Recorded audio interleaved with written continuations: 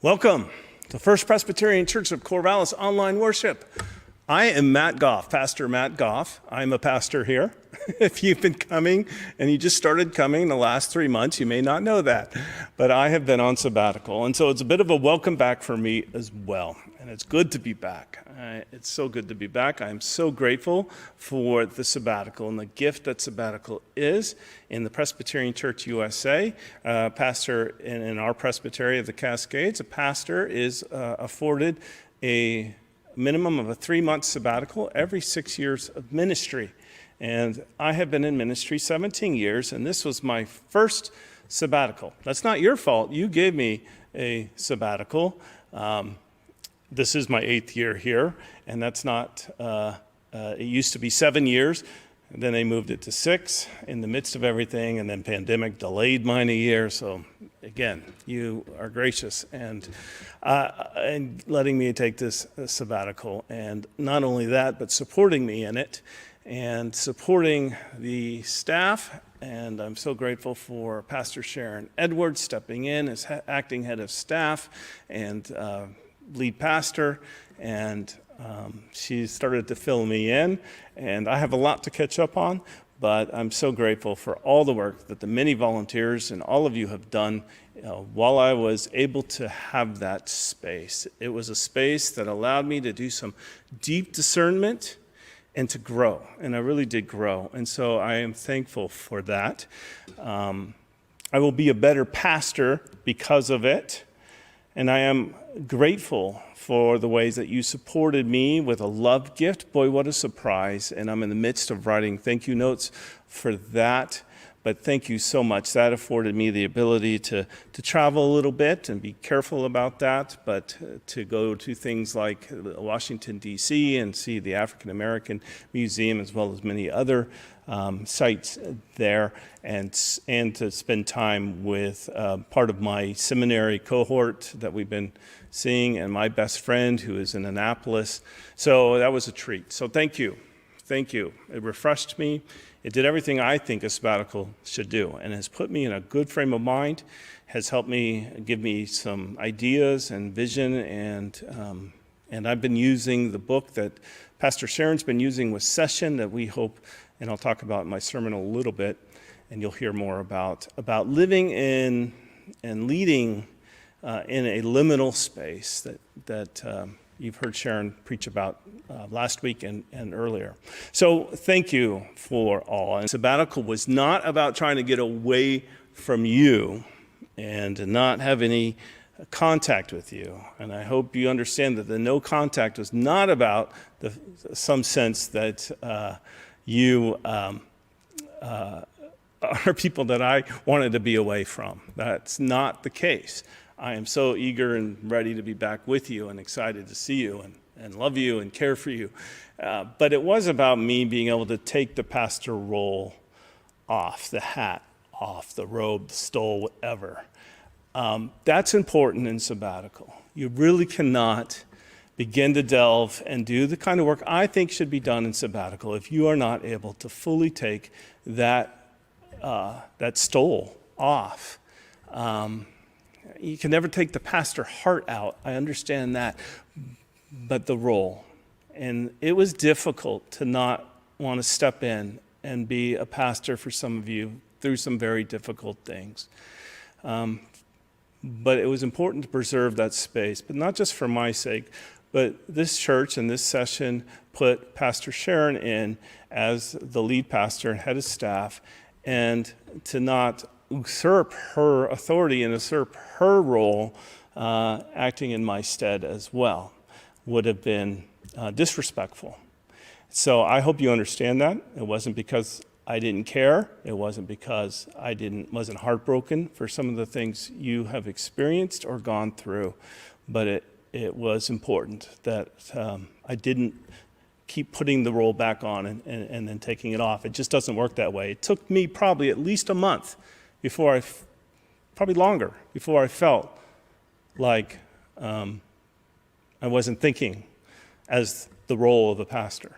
And so you can see why sabbatical is important. These things take time, and take time to really be able to get into the right space. So thank you, and I'd love to talk to you more if you still don't understand that. And the office will be open starting this week, although limited hours. I'm going to ask that you refrain from just dropping by if it's not urgent. We need our staff to be able to focus on what needs to be done. They have less hours in the office, and so it's very helpful if you plan ahead. Send an email, call.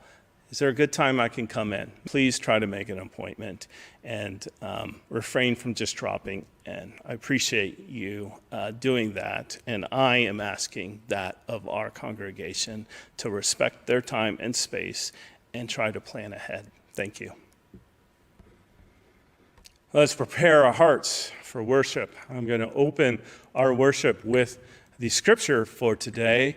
It's an alternate scripture of the lectionary, but it's a wonderful one. Proverbs chapter 9, verses 1 through 6, where we hear about wisdom. And wisdom has a name, Sophia, and it's referred to in the feminine pronoun.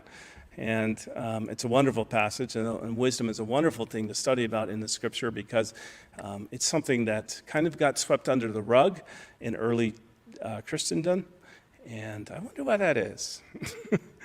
We'll talk about that a little bit in the sermon, but hear and listen for the word of God. Wisdom has built her house. She has hewn her 7 pillars. She has slaughtered her animals, and she has mixed her wine. She has also set her table. She has sent out her servant girls, and she calls from the highest places in the town. You that are simple, turn in here. Those without sense, she says, come, eat of my bread and drink of the wine I have mixed. Lay aside immaturity and live, and walk in the way of insight. The living word.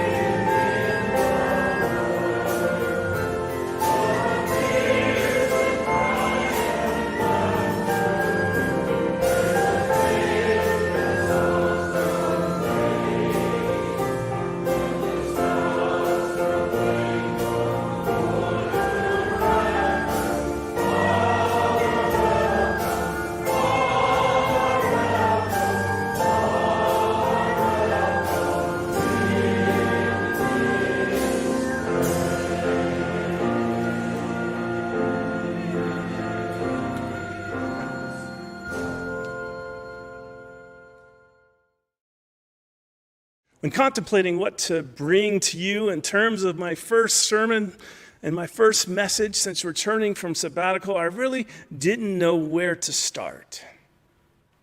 So the logical thing is just to start at the beginning. Before my sabbatical, we were a church doing its best to maintain our community in the midst of some extraordinary times and challenges, this COVID-19 pandemic, as well as a lot of political upheaval and rhetoric and attacks on our capital.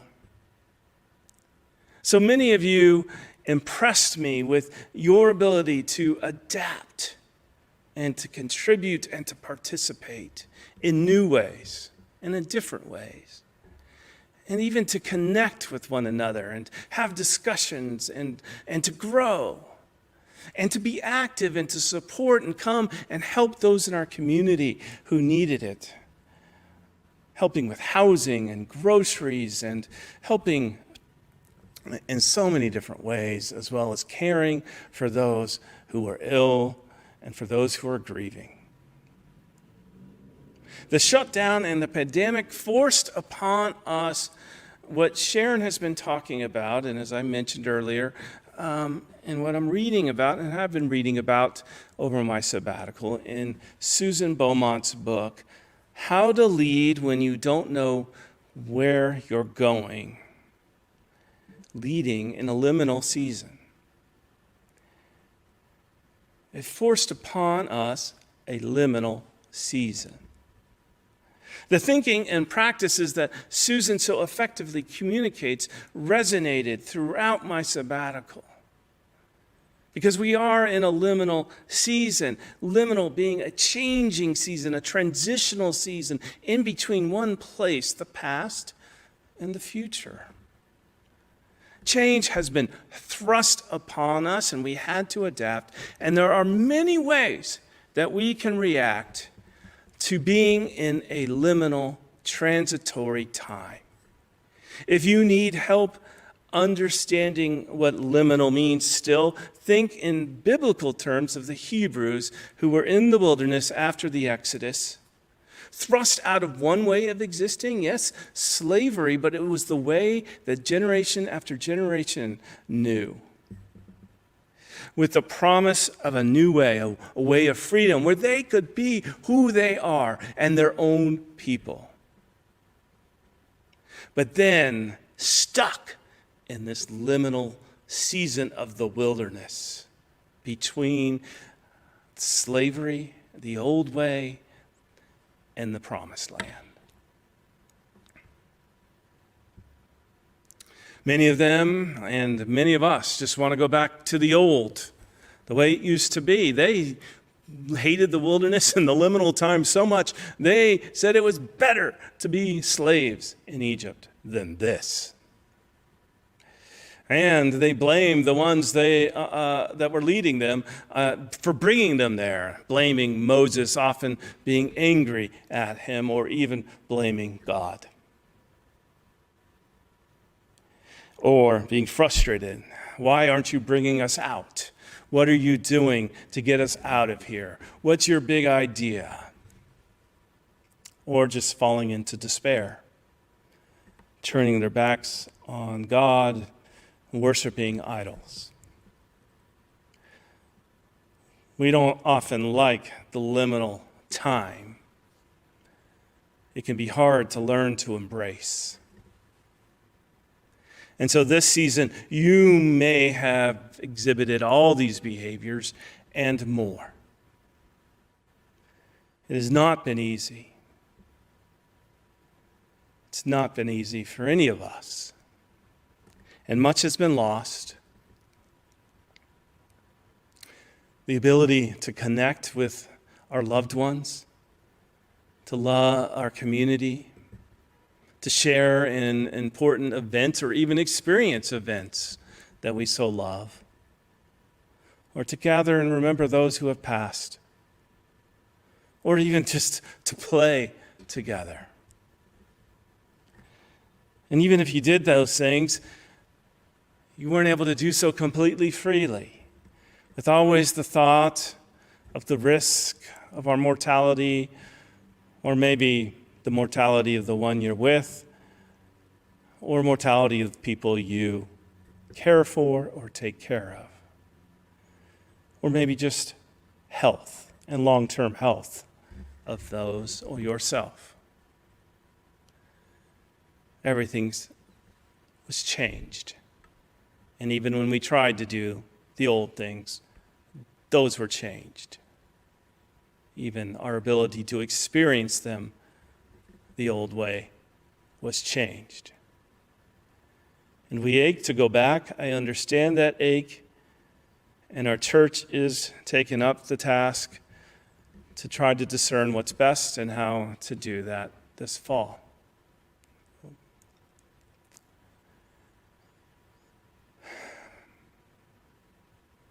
But one thing that may be difficult for some to understand, and for some to accept maybe, is that there is no going back. Not to the way it was. Even if we tried, even if we did everything the same, and we tried to make it look the same, it has fundamentally been changed, and we have fundamentally been changed. And it will continue to change us. We will, at the very least, be living with a newer awareness of risk. And so we must be ready to exist in this new reality and let go of the old. This new journey into a new way of being will take discernment, and it will take practice. But you know something? As much as pandemic was a liminal time and is a liminal season, it wasn't all that new. I have not thought of it as starting our liminal time with pandemic. It was an extra layer of liminality, to be sure. A couple layers, maybe. But what really drew me and draws me to the book and the way that Susan writes and so resonates with me is that I have felt that the church has been in a liminal time for a long time. Before I was even ordained 17 years ago, the church had entered a liminal season. And we have been living through a great cultural change that has affected and continues to affect the church and continues to grow and spread in the institutional church, so that we have seen the church changing, declining in involvement and membership. And I mean the greater church, not just this church. And over the decades, slowly moving into a wilderness time, or slowly moving within a wilderness time. And I've always been aware of this. I'm one who really looks at the big picture. What am I getting into as a pastor? And it's taught and we're studied. It's not like it's new in seminary. We all know this is a liminal season for the church and has been for some time. But I've always carried a great burden for the church of what is the right way to lead a church out of the wilderness and into the promised land, thinking that maybe I could figure it out and help the church experience life like it used to know. No, I'm not Moses, and I don't have a savior complex. Well, maybe I used to when I thought that. But as one who steps into the role of leadership, it's a burden for the church to try to want to lead people out of wilderness and into what they hope for. Leading a community in the wilderness who long for a promised land that we don't even know what it looks like or that it even exists is a high calling. And I've always been aware of it and didn't realize how much of a burden it was, how much of a heaviness it was on me until I was able to take it off for a time in my sabbatical. I know we all like and remember, some of us, what the church used to be like. What we used to experience, or what our kids grew up with, or what you grew up with, or your kids grew up with. That we pine for the days of full sanctuaries where everyone in town went to church. Where finding Sunday school teachers wasn't a problem. Where youth groups were full.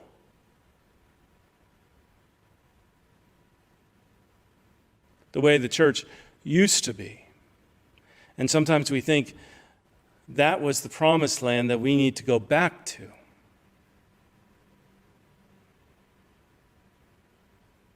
To try to recreate it.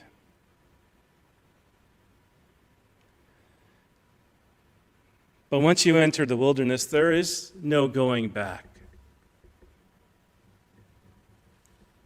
And sometimes when you're in the wilderness and you look back, you kind of forget the way it wasn't so great, like the Hebrews, kind of forgetting being whipped and controlled by the Egyptians and that they were slaves. And yet we still kind of pine for what we used to know. But there is no going back. We are in a liminal season. The church will not be, and really is not supposed to be, what it once was. Something new. Something different is ahead. And you changed. I hope you changed since the time that you remember maybe as the church glory days. I've changed. I've had many conversations with people who have experienced great change. And I believe that we are in the midst and on the verge of great human transformation. And I think it's good. I have had many conversations in my sabbatical time and before, but I had some very insightful conversations during my sabbatical with those who were raised in faith communities that were very rigid. Exclusive beliefs, the Christianity is the only way, etc. Beliefs that contradicted science and even eroded people's confidence in science, in the disciplines. And I talked to people who grew up in these situations where, in these churches that were also unwelcoming and unkind and even outright evil to people of the LGBTQIA community or anyone expressing doubt or questioning in their sexuality or gender. And as I talked to the people, they were done with that. They didn't want any more of that. And many of them tried and tried to find different iterations of church that would offer the same experience of worship and community that they grew up with. And yet, underneath it all, the same rigid exclusivity, the same intolerance, the same teachings that told some people that they were ill and sinful for who they were. And they were done. One individual told me they could no longer intellectually reconcile the teachings of their church and the churches they had tried and the existence of God with their own sense of the way the world works, their respect of science, and their desire to see us as one people across our diversity. And so I have met families that just simply stopped going to church altogether. Other families who felt similarly, but wanted a community, wanted the community, and are experimenting with more progressive churches that welcome all, and yet still struggle when they're having to stand up and recite certain faith statements and whatnot with that kind of practice. Struggle with some of the traditional things where they aren't quite where they don't quite feel that it's okay to maybe not believe or to question. And I kept running into people with similar stories about how their faith, their soul had entered into this liminal season. The old no longer fit who they were becoming, and they weren't sure where the new or what the new was even going to be. There are a lot of people. And the problem is we only see maybe those people, those who are okay with the rigidity, who like it, and go to those churches. And there are those for which that is what they want. But there are many others who just simply either stopped or are searching for what is new and who are in this liminal season. From what I gather and from what I understand, and I even discern in this season, is wanting to move away from narrowed down specific beliefs, the ones that were constructed and written down and listed over the years of church history, the ones we stand up and recite in church with I believes. I don't want that. They don't want beliefs that cause communities to call someone who's LGBTQIA a sinful or ill. We love them, but their practice would be ill. So as long as they stay celibate, that's what their churches and many churches continue to teach. They want to accept and see the diversity of humanity as fully loved by God and welcome for who they are and their relationships as well. They also didn't want these communities that were built around a singular personality or ego.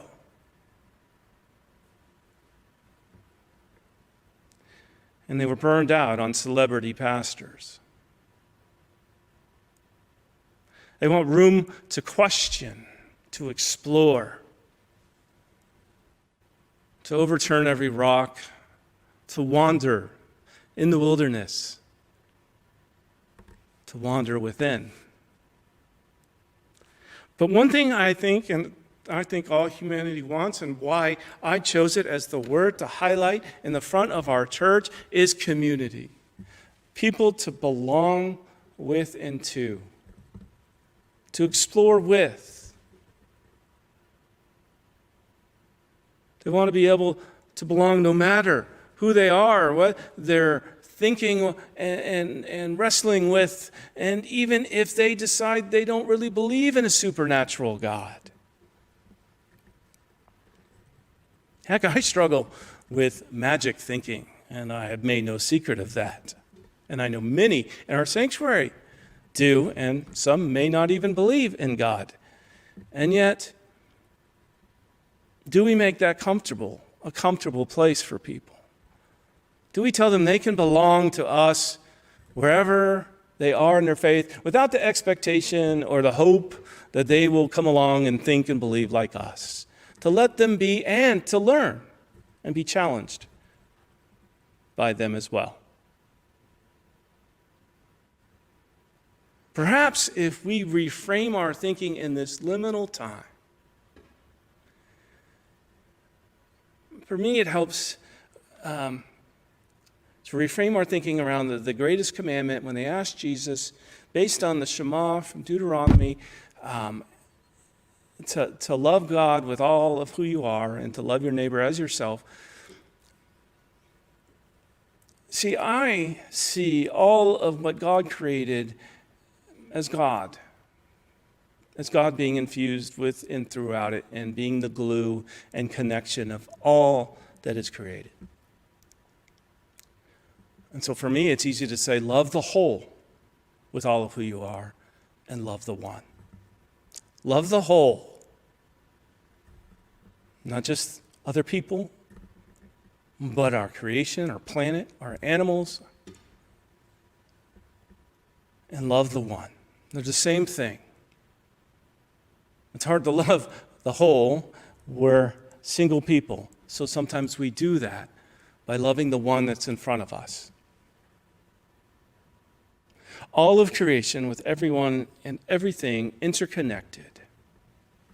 And our single imperative is to love. Why can't we keep it that simple?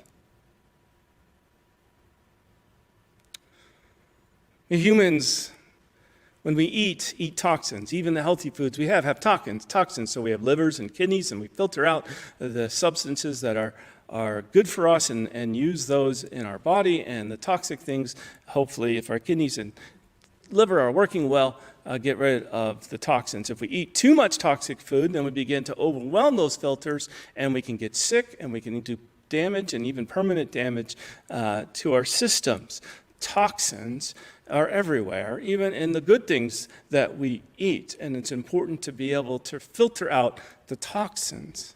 Well, and I believe people are rooting out what is toxic in their lives during this time of great transformation. They are having great discernment about, hey, that is toxic in my life. I don't want it anymore. And so I'm leaving. There are people who are leaving hard situations where their entire family is part of a religion, but it's too toxic for them. And when they leave, many of them are cut off. And yet, they'd rather do that than live with those toxins. Before sabbatical, I touched on this already, that I was tired of belief and the way the belief was toxic in a way. Beliefs that rejected common sense, beliefs that rejected science, beliefs that label and condemn people, beliefs that have caused so much societal division. And it's sad to see rhetoric in the name of our faith that is so decisive and toxic. But what is hardest of all to see and hear of is the great emotional and spiritual wounds and damage that beliefs have done to people, or at least people acting out in beliefs. Even some to the point of taking their own lives. And this question has caused me to pause as I struggle to find my way as a faith leader in this liminal season and in this wilderness. It has caused me to pause and to wonder, have we lost the church? Because believe me, what I'm saying and what our church is a minority.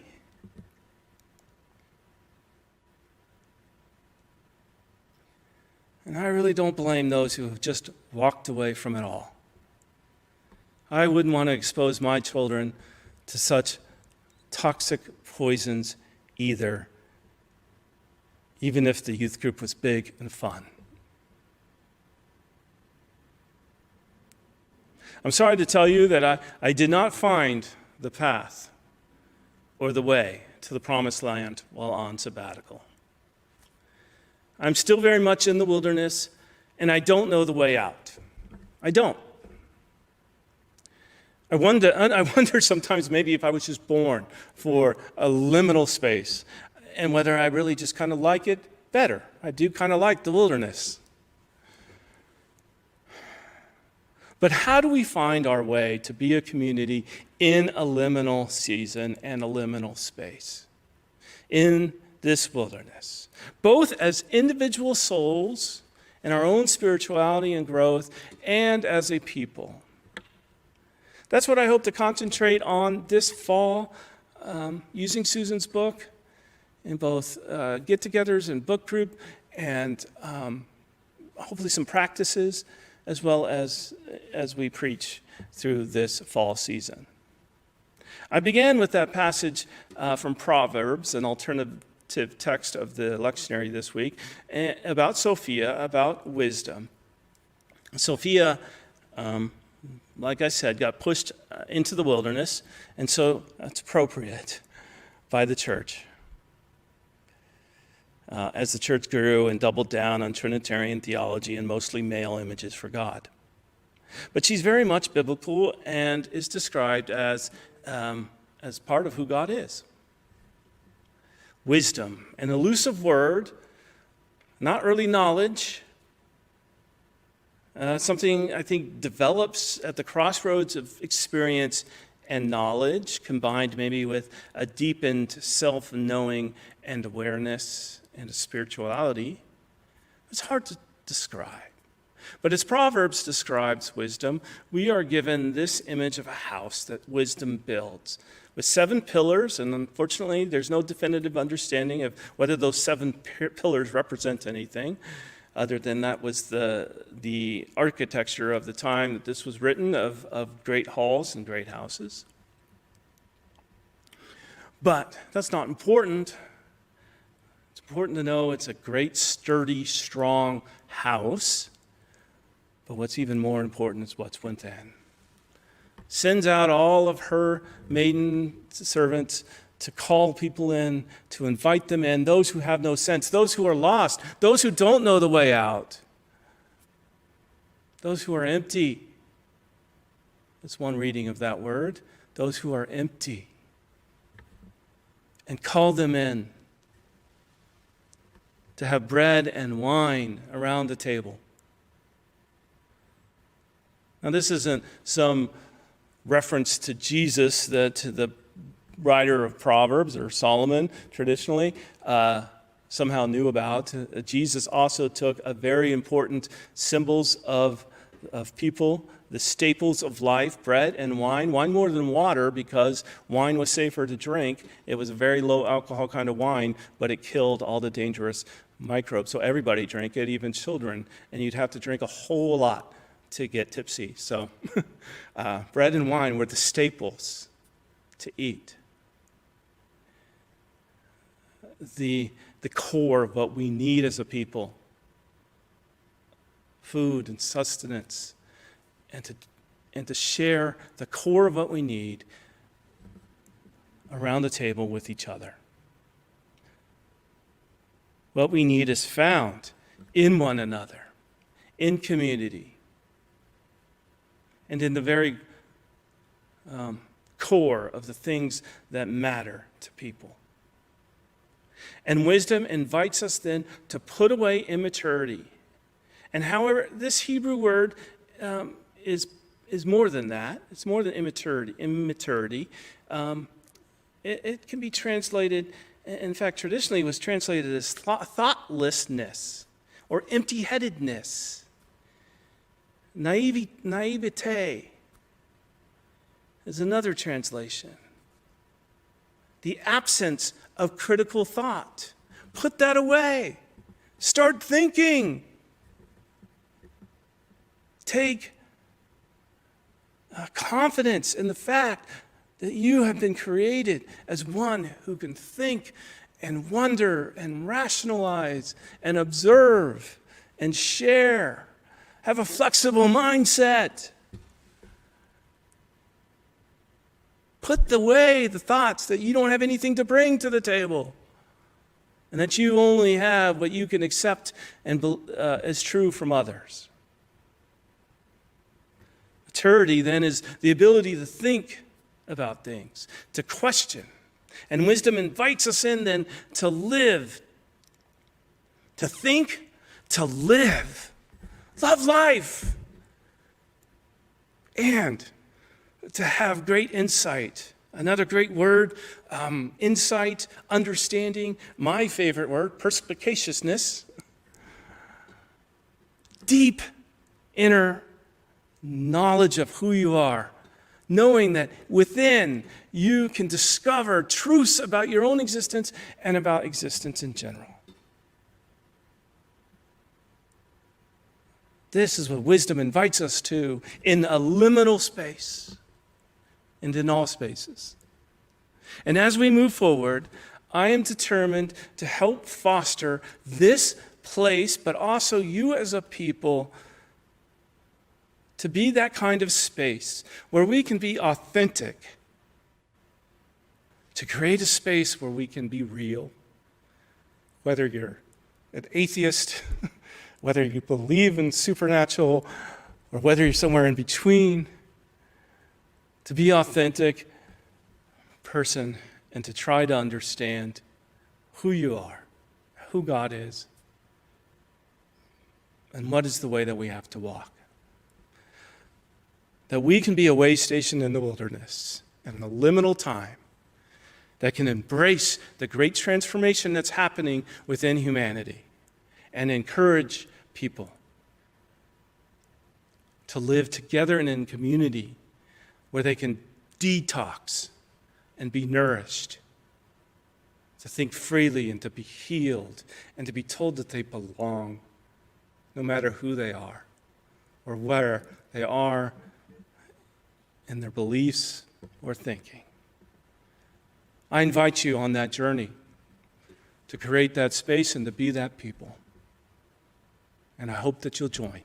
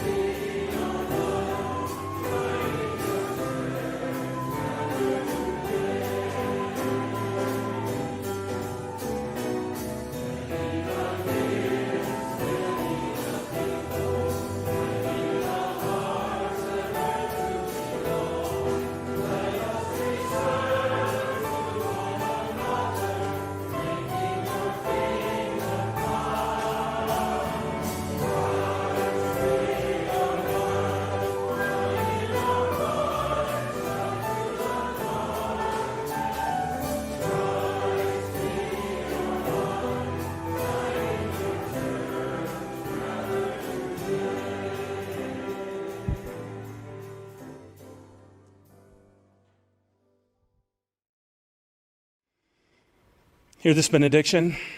Now may you lay aside thoughtlessness and live and walk in the way of insight with the one who loves us, who is in us, who connects us, the whole in whom we are one. Shalom.